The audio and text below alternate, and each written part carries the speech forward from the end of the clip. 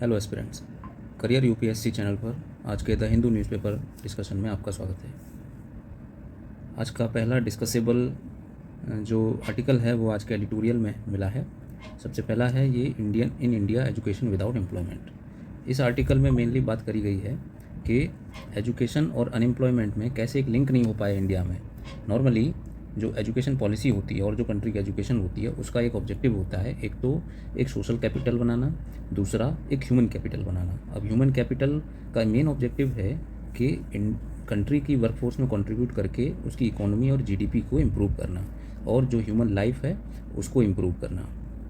तो main points इस article में जो कहे गए हैं, जो यूपीएससी प्रीलिम्स और मेंस एग्ज़ाम के पर्सपेक्टिव से इम्पोर्टेंट हैं, तो उसको हम डिस्कस कर लेते हैं। इस आर्टिकल में एक तो न्यू एजुकेशन पॉलिसी का डिस्कस किया गया है regarding education and employment connection, और फिर बात करी गई है कि कैसे स्टार्टअप्स का इंपॉर्टेंट रोल है, और बात करी गई है कि कैसे एजुकेशन और इंडस्ट्री का एक कनेक्शन जो होना चाहिए, आइडियल कनेक्शन जो होना चाहिए, वो नहीं हो पा रहा है। तो चलिए डिस्कस कर लेते हैं इसको। तो की इश्यूज़ क्या रेज किए गए इस आर्टिकल में। सबसे पहला है कि there is a disconnect between education and employment. Okay, the educational system does not address the safe shifting market place. अब देखिए, हमारा जो करिकुलम है एजुकेशन सिस्टम का इंडिया में, वो काफ़ी समय तक अपडेटेड नहीं रहता है। नॉर्मली एजुकेशन जो करिकुलम है उसको अकॉर्डिंग टू मार्केट नीड्स हमें शिफ्ट करना चाहिए, हमें अपडेट करना चाहिए। लेकिन आज भी जो करिकुलम है वो 20-30 साल पुराने मार्केट नीड्स पर ही चल रहा है। अभी की मार्केट नीड्स क्या है? एआई, ठीक है, डेटा साइंस, डेटा एनालिटिक्स, और बहुत सारे जो न्यू इमर्जिंग टेक्नोलॉजीज़ हैं, इवन मैकेनिकल इंजीनियरिंग और सिविल इंजीनियरिंग में भी नई नई टेक्नोलॉजीज़ का इनोवेशंस हो रहा है। तो उसके अलाइन जो एजुकेशन का जो करिकुलम है वो नहीं है। तो उसका एक बड़ा उसकी वजह से क्या है कि जो भी हमारे यहाँ से इंजीनियर्स और ग्रेजुएट्स बन के निकलते हैं वो मार्केट की नीड को फुलफ़िल नहीं कर पाते, और उसकी वजह से उनको जॉब भी नहीं मिल पाती है। फिर ये बात करते हैं कि there is stagnant employability matrix. अब इससे हमें क्या पता चलता है, इससे डिस्क्लोज करते हैं कि ग्रेजुएट एम्प्लॉयबिलिटी जो रेट है इंडिया में 2025 में 42% है। ठीक है, तो ये अब आइडियली तो हमारे यहाँ की जो वर्क फोर्स है दैट इज़ अराउंड 66%, लेकिन एम्प्लॉयबिलिटी कितनी है? सिर्फ 42.5%, 42.6%। गैप कितना हो गया? गैप हो गया लगभग आपका 24% का, है ना। तो मीन्स 24% जो पॉपुलेशन है वो अनएम्प्लॉयड है अभी भी, मतलब एम्प्लॉयबल ही नहीं है, उसके पास इतनी स्किल नहीं है कि उसको एम्प्लॉय किया जा सके। तो एक बड़ा गैप है स्किल्स में और मार्केट डिमांड में। फिर ये बात करते हैं कि the knowledge intensive employment is only 11.72%। Means 11.72% जो हमारा वर्कफोर्स है, बस वही एक ऐसी एक स्किल सेट रखता है जो एक टेक सेवी जॉब में फंक्शन कर सकता है, जो हाई टेक जॉब्स में फंक्शन कर सकता है। Multiple entry exit systems have created a gig based low wage workforce rather than skilled professionals. अब ये जो न्यू एजुकेशन पॉलिसी में मल्टीपल एंट्री एग्जिट सिस्टम जो लाया गया है, उसकी वजह से क्या है, हमें देखने को मिलेगा इन फ्यूचर कि गिग इकोनॉमी का इंक्रीमेंट होगा, गिग बेस्ड एम्प्लॉयमेंट हो जाएगी। अब गिग बेस्ड एम्प्लॉयमेंट के कुछ अपने फ़ायदे भी हैं, कुछ अपने नुकसान भी हैं। फिर आगे बात करते हैं कि there is absence of industry participation. ठीक है, अब इंडस्ट्री में देखिए, अब इंटर्नशिप वगैरह अब तो गवर्नमेंट ने मैंडेटरी कर दिया कि इंटर्नशिप जो कंपनीज हैं उनको देनी ही देनी है, लेकिन अभी तक क्या होता था कि इंटर्नशिप नहीं होती थी। तो जो ग्रेजुएट्स थे, जो इंजीनियरिंग ग्रेजुएट्स थे, तो उनको प्रॉपर ट्रेनिंग्स नहीं मिल पाती थी। प्रॉपर इंडस्ट्री का जो एक्सपोजर है, वो उनको नहीं होता था। तो वो जब ग्रेजुएट होके निकलते थे तो उनके एम्प्लॉयबल स्किल्स उनके पास नहीं होते हैं। तो अभी भी एक बड़ा गैप है इंडस्ट्री का पार्टिसिपेशन में। Research and innovation deficit, there is a research and innovation deficit. High decibel research programs like Imprint or Akash Tablet failed to produce tangible outcomes. India's category normalized citation impact means CNCI remains low.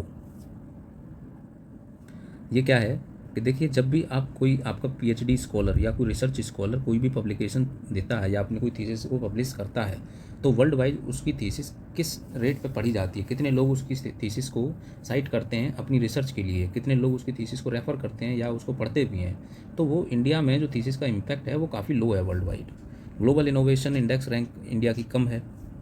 Jobless growth है, इसकी वजह से क्या है कि jobless growth है। The inevitable outcome is the article illustrates how poor quality education directly feels India's jobless growth, है ना। पुअर क्वालिटी एजुकेशन जो है जॉबलेस ग्रोथ को किस तरीके से डायरेक्टली बढ़ावा देता है। तो startups in India largely revolve around apps and e commerce. Not deep tech innovations. जबकि चाइनीज़ जैसे कंट्री में जो स्टार्टअप्स हैं वो डीप टेक्नोलॉजी में काफ़ी इन्वेस्ट कर रहे हैं और काफ़ी इनोवेट कर रहे हैं। लेकिन इंडिया में क्या है कि जो स्टार्टअप्स हैं वो सिर्फ ई कॉमर्स और वेरियस ऐप्स तक ही सीमित होकर रह गए हैं। अभी जो स्टार्टअप इंडिया समिट हुआ था, दिल्ली में, तो उसमें जो हमारे कॉमर्स मिनिस्टर हैं पीयूष गोयल, उन्होंने बोला भी था, स्टार्टअप्स को बोला भी था कि क्या आप सिर्फ ये दुकानदारी में ही सीमित रह जाएंगे या कुछ डीप टेक इनोवेशंस भी करेंगे। No indigenous science, no indigenous technology, no real startups, no high value jobs, ये इस तरीके से एक नेक्सस है। If there is no indigenous science then there will be no indigenous technology. If there is no indigenous technology तो कोई real startups नहीं होगा। स्टार्टअप्स क्या होंगे? सिर्फ आप एक तरीके से सूडो स्टार्टअप्स चला रहे होंगे कि जो चीज़ें ऑलरेडी एग्जिस्ट करती हैं उनको आप ज़्यादा बस एफिशिएंट वे में प्रेजेंट कर रहे हैं टुवार्ड्स द मार्केट, और उनकी जो फंडिंग है वो भी फॉरेन फंडिंग होती है, तो लार्जली वो फॉरेन फंडिंग के ऊपर ही डिपेंडेंट रहते हैं। अब नए स्टार्टअप्स नहीं होंगे, नई टेक्नोलॉजी नहीं होगी तो क्या होगा कि नई हाई वैल्यू जॉब्स नहीं होगी। अब आप देखिए स्विगी और ये जोमेटो, इस टाइप के स्टार्टअप्स में मैक्सिमम सैलरी कितनी हो सकती है एक एम्प्लॉय की? ज़्यादा से ज़्यादा 20 से 25 हज़ार, उससे ज़्यादा भी नहीं, इतना भी नहीं मिलता होगा, है ना। तो जब रेस्पेक्टेबल सैलरी नहीं मिलेगी एम्प्लॉय को तो तब तक मार्केट में डिमांड कैसे क्रिएट होगी? डिमांड क्रिएट नहीं होगी तो ऑब्वियसली जीडीपी ग्रोथ कैसे बढ़ेगी? The gig economy is expanding while core sector employment shrinks. The two wheeler kiranas are not startups. ये आर्टिकल बेसिकली एक टीज़ कर रहा है हमारे स्टार्टअप्स को कि two wheeler kiranas are not startups. ये जेप्टो, जोमेटो, ब्लिंकिट, ये क्या है? एक तरीके से टू व्हीलर किराना स्टोरी तो है कि आपने जगह जगह स्टोर खोल के रख दिया, बस बोल दिया कि भाई हमारे पास बंदे हैं और आपको 10 मिनट में कोई भी सामान चाहिए तो आपको मिल जाएगा। तो वो एक स्टार्टअप नहीं है, वो बस एक दुकान है जो आपने जो पहले ब्रिक एंड मोटार की जो एक जगह बैठी हुई दुकान थी उसको आपने बस इलेक्ट्रॉनिक प्लेटफॉर्म पर ला दिया, वो मोबिलाइज हो गई है। फिर वे फॉरवर्ड की आर्टिकल बात करता है कि we need to redefine education so that we should focus on depth and breadth. Means specialise knowledge में फोकस करना चाहिए और इंटरडिसिप्लिनरी एडेप्टेबिलिटी में फोकस करना चाहिए। We should dissolve bureaucratic control in premier जो रेगुलेटिंग बॉडीज़ हैं लाइक यूजीसी। ठीक है, यहाँ पर जो साइंटिस्ट और जो साइंटिफिक कम्युनिटी है, रिसर्चर्स कम्युनिटी है, उसका रिप्रेजेंटेशन यहाँ ज़्यादा होना चाहिए। We should demand outcome audits. Means जो इंस्टीट्यूशंस हैं उनको हर साल ऑडिट होना चाहिए कि आपने कितने रिसर्च प्रोजेक्ट्स डेवलप किए, कितने पेटेंट्स आपके पास हैं, कितने आपकी थीसिस पब्लिश हुई, कितने आपकी थीसिस को वर्ल्ड वाइड साइट किया जा रहा है, जो कि ग्लोबली होता भी है। ठीक है, ग्लोबली इस तरीके से ऑडिट्स, आउटकम बेस्ड ऑडिट्स होते भी हैं, बस अपने कंट्री में ही नहीं है। Focus on indigenous innovation. We should shift attention from cosmetic startup culture to deep R&D and technological sovereignty. We should include industry in policy making. Means जो करिकुलम वगैरह की जो नीड है वो हमें ध्यान में रखना चाहिए कि हमारी जो प्रेजेंट इंडस्ट्री नीड्स है उसके हिसाब से हम अपने जो यूथ है उसको किस तरीके की चीज़ें पढ़ाना चाहते हैं। तो इससे इंस्पायर्ड क्या, मतलब एक्चुअली 2019 में क्वेश्चन पूछा गया है इस टॉपिक से रिलेटेड कि India's economic growth has been characterised as jobless growth, examine the causes and suggest remedial measures. तो ये आर्टिकल काफ़ी हद तक इस क्वेश्चन से रिलेटेड है। अब देखिए अभी क्या चल रहा है 2025, और ये थीम पर क्वेश्चन कब पूछा गया? 2019 में, मतलब 6 साल तक भी ये थीम अभी भी रिलेवेंट है। क्वेश्चन कई सारे पूछे जा चुके हैं पास्ट 5 to 6 ईयर्स। अब जान लेते हैं कि इससे रिलेटेड चीज़ क्या है। अब देखिए वो ये तो हो गई आर्टिकल की बात कि न्यूज़पेपर में क्या छपा है। अब न्यूज़पेपर में जो छपा है वो बेसिकली न्यूज़ होती है, वहाँ से कंक्रीट पॉइंट्स निकालना एग्जाम पर्पज़ के लिए काफ़ी मुश्किल होता है, बहुत सारे कंक्रीट पॉइंट्स होते भी नहीं हैं। ठीक है, अब हमारी जिम्मेदारी क्या बनती है कि न्यूज़ को कैसे एनालाइज किया जाए, कि हमें देखना है कि उससे रिलेटेड स्टैटिक्स में क्या टॉपिक है, जो हमारा जो स्टैटिक मटेरियल है उसमें क्या टॉपिक है, वहाँ से असली आंसर्स बनते हैं। तो यहाँ पे हमें डिस्कस कर लेनी चाहिए Indian education policy, current status, lacunae and problem of jobless growth. तो देखिए इंडिया की जो लेटेस्ट एजुकेशन पॉलिसी है that is the national education policy 2020। It replaced 1986 policy which has modified in 1992। इसका एम क्या है? To transform education through foundational literacy and numeracy. Foundational literacy and numeracy को बढ़ाना है। F53334 curriculum structure replacing the 10+2 system. मतलब basically हम अपना जो 10+2 का जो रिजिड सिस्टम है उसको हम क्या करना चाह रहे हैं कि फ्लेक्सिबल बनाना चाह रहे हैं, जिससे कि लोग, अभी तक क्या देखिए कि 10+2 के बाद में कितनी स्ट्रीम्स होती हैं, आपको बायो है, मैथ है, ह्यूमैनिटीज़ है। ठीक है, ये 3 स्ट्रीम मेजरली होती हैं, कॉमर्स ले लीजिए, चौथी स्ट्रीम हो गई। अब अगर किसी को 10th के बाद ही किसी वोकेशनल एजुकेशन में जाना है तो उसके लिए अभी ऑप्शंस नहीं होता, या तो वो डिप्लोमा करेगा 10th के बाद में, अदरवाइज उसके पास और कोई चांसेस नहीं है। तो 5334 जो मॉडल है इसके अंतर्गत क्या किया जा रहा है? इसके अंतर्गत ये किया जा रहा है कि आपको इतना फ्लेक्सिबिलिटी दी जा रही है कि आप 10th के बाद भी चाहें तो कोई वोकेशनल कोर्स स्टार्ट कर सकते हैं। मल्टीलिंगुअल एजुकेशन मतलब 3 लैंग्वेज फार्मूला यहाँ फोकस किया जा रहा है, and emphasis on mother tongues. Holistic and multi disciplinary education, education जो मल्टी डिसिप्लिन होगी, ज़रूरी नहीं है कि आपका बस एकेडमिक बेस्ड ही एजुकेशन हो, ठीक है, आपको स्पोर्ट्स पर भी फोकस किया जाएगा इसमें NEP के अंडर, लैंग्वेज पे भी है।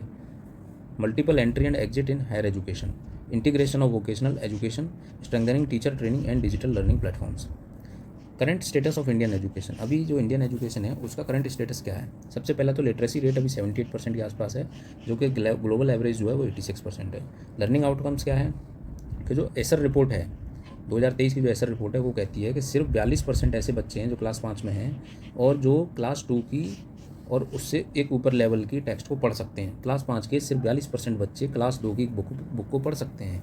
देख रहे हो कितना लिटरेसी का, लिटरेट तो हैं लेकिन इफेक्टिवनेस नहीं है, तभी तो इसकी बात करी जा रही है कि फंडामेंटल लिटरेसी एंड न्यूमरेसी को इम्प्रूव करना। ड्रॉप आउट रेट्स हाई हैं, ड्रॉप आउट रेट्स काफ़ी हाई हैं, specially in secondary education and higher education. Higher education में क्या है कि ग्रॉस एनरोलमेंट रेशियो कितना है 28.4%, टारगेट क्या है 50% बाई 2035। एम्प्लॉयबिलिटी ऑफ ग्रेजुएट्स कितनी है 2025 में 42.6% है सिर्फ, according to Wheebox India skills report. Global ranking क्या है इंडिया की? 11 Indian universities in QS top 500, ठीक है, बट मोस्ट रैंक अबव 300, मतलब 300 से नीचे नीचे। इसमें 11 जो इंडियन यूनिवर्सिटी हैं जो टॉप 500 में, उनकी रैंक 300 के पार भी नहीं जा रही है। रिसर्च क्वालिटी क्या है कि हमारी जो CNCI जो रैंक है, अभी बताया था मैंने CNCI क्या होती है, वो 16 है अमॉन्ग 19 G20 नेशंस, मतलब 19 में से हमारी रैंक कितनी है 16, जो कि काफ़ी पैथेटिक है। ये क्या बताती है? ये बताती है low quality publications in research field. Major lacunae क्या हैं?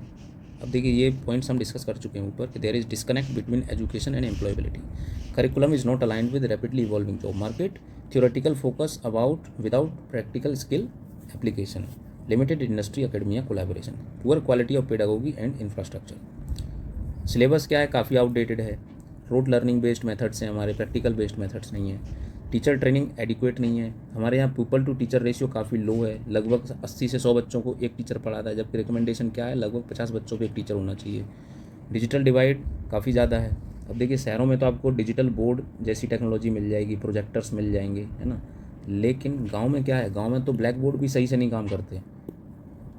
Lack of accountability and transparency, there is massive spending on large research projects like Aakash tablet and improved, but there is no tangible outcome, ठीक है, तो इसकी accountability कौन लेगा? बहुत पैसा खर्च हुआ लेकिन रिजल्ट कुछ नहीं आया। Education regulators like UGC and AICTE act as bureaucratic bottlenecks rather than facilitators, inadequate focus on research and innovation.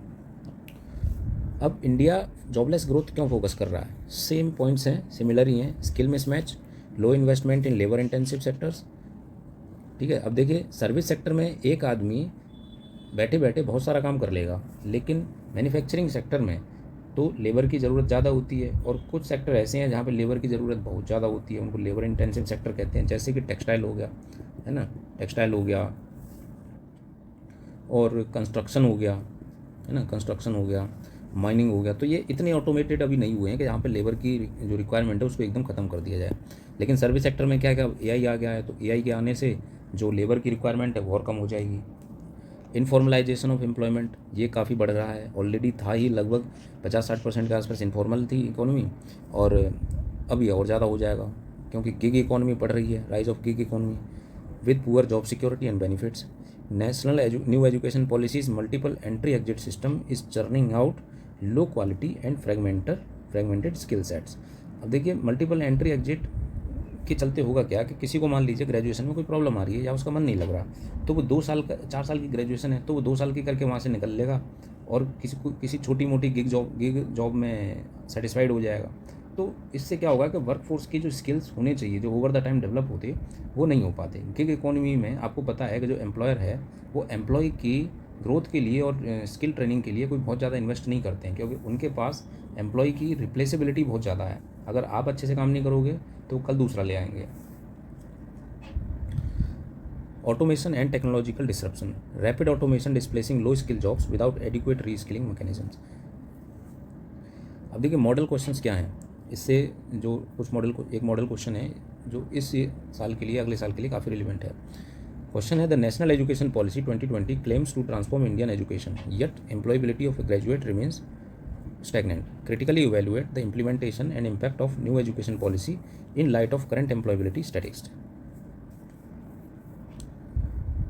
अब देखिए अगला टॉपिक है इकोलॉजी और इकोनॉमी से रिलेटेड। ये द हिंदू के आज के एडिटोरियल सेक्शन में पब्लिश हुआ है ये article.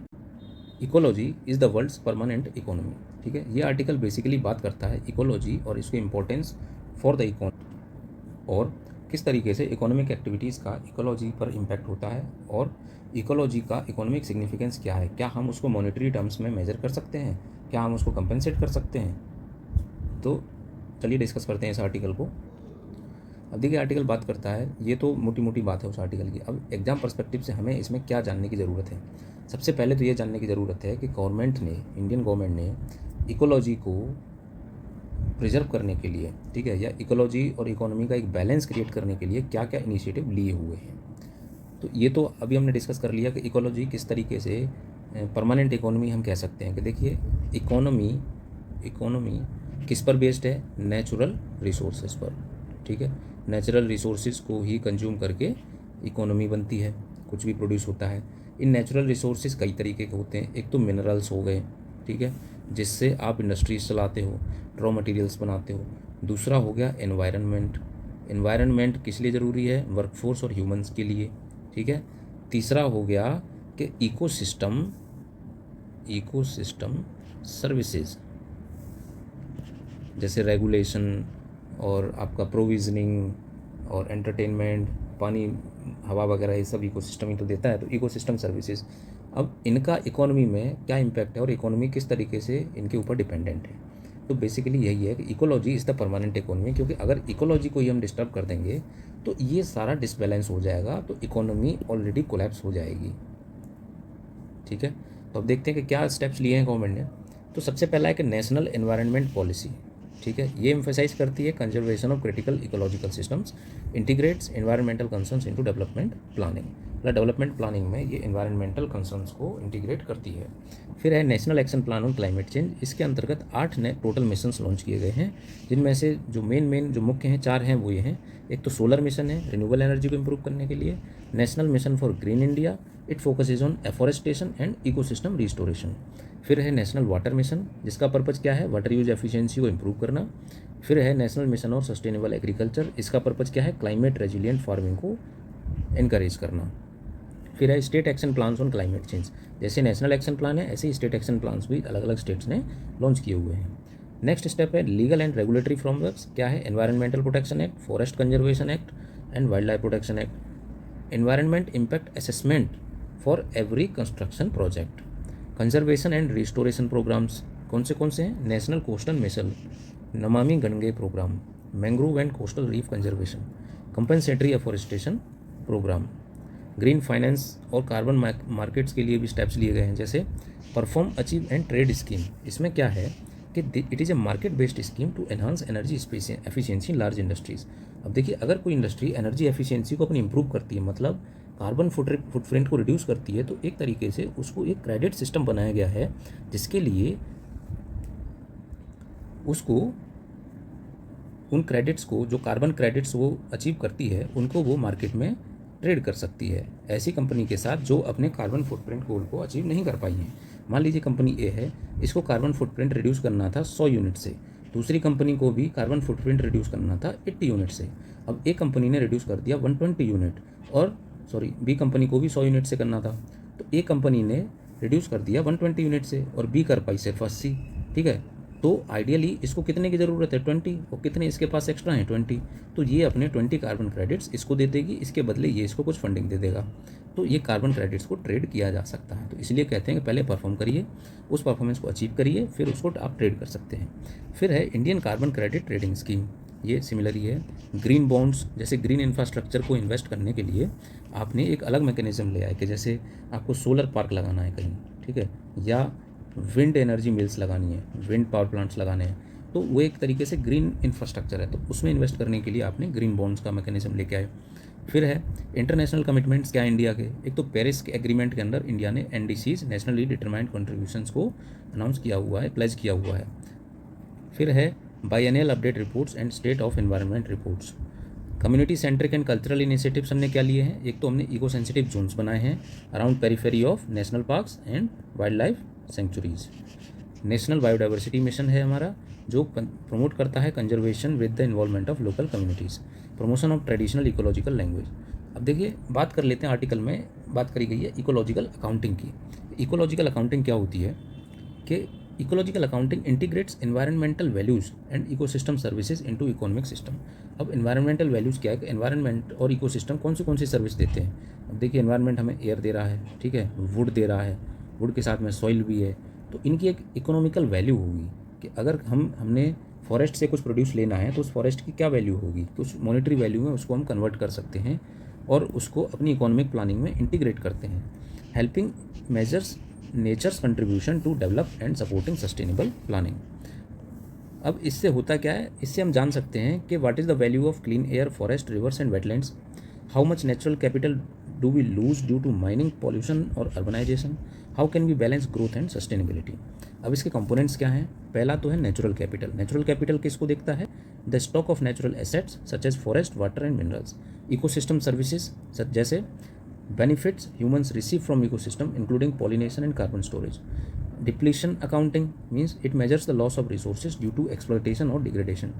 Environmental costs, the costs associated with pollution, deforestation and waste treatment. Sustainability indicators को भी इसमें इंक्लूड किया जाता है, जैसे इकोलॉजिकल फुटप्रिंट कितना है हमारा, ग्रीन हाउस गैस एमिशन कितना है, ठीक है, air and water quality index कितनी है। अब इकोलॉजिकल अकाउंटिंग इंडिया में किस तरीके से होती है, सबसे पहला तो है system of environmental economic accounting, ठीक है। फिर है natural capital accounting and valuation of ecosystem services एनकेव्स।